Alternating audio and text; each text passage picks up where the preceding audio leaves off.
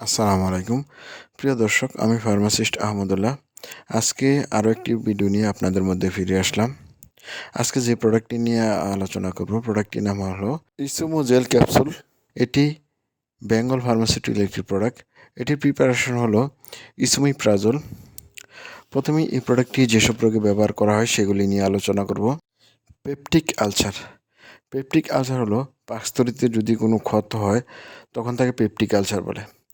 H pylori infection, এর লক্ষণগুলি হলো পাকস্থলীর ব্যথা, আনপ্লেন ওয়েট লস, অপ্রত্যাশিতভাবে ওজন কমা, ব্লোটিং, পেট ফাঁপা, নৌসিয়া, বমি বমি ভাব, ভমিটিং, বমি, ইনডাইজেশন, বদহজম, বার্পিং, মুখ দিয়ে পরিপাকতন্ত্র হতে গ্যাস বের হওয়া, লস অফ অ্যাপিটাইট অর্থাৎ ক্ষুধামন্দ, খিদে না পাওয়া, ডার্ক স্টোল, কালো পায়খানা যার সাথে রক্ত মিশ্রিত থাকে।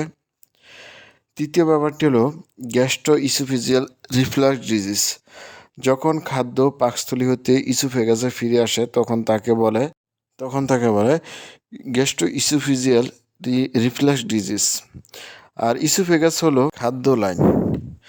জলিঞ্জার ইলেশন সিন্ড্রোম, এটি একটি বিরল রোগ যেখানে টিউমার পাকস্থলীতে খুব বেশি অ্যাসিড তৈরি করে, ফলে পেপটিক আলসার হয়।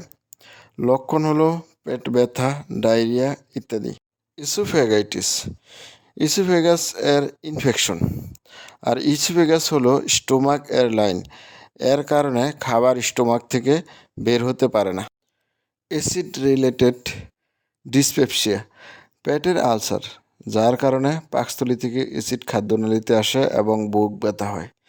এনএসএআইডি অ্যাসোসিয়েটেড আলসারেশন, অর্থাৎ এনএসএআইডি রিলেটেড ড্রাগ ব্যবহার করলে যে ধরনের গ্যাস হয় সেগুলিতে ব্যবহার করা হয়।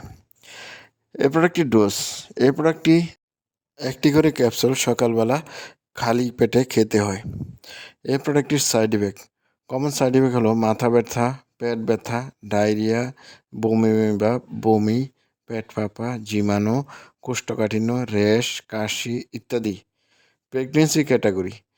প্রেগনেন্সি ক্যাটাগরি এখনও ক্লাসিফাই করা নাই।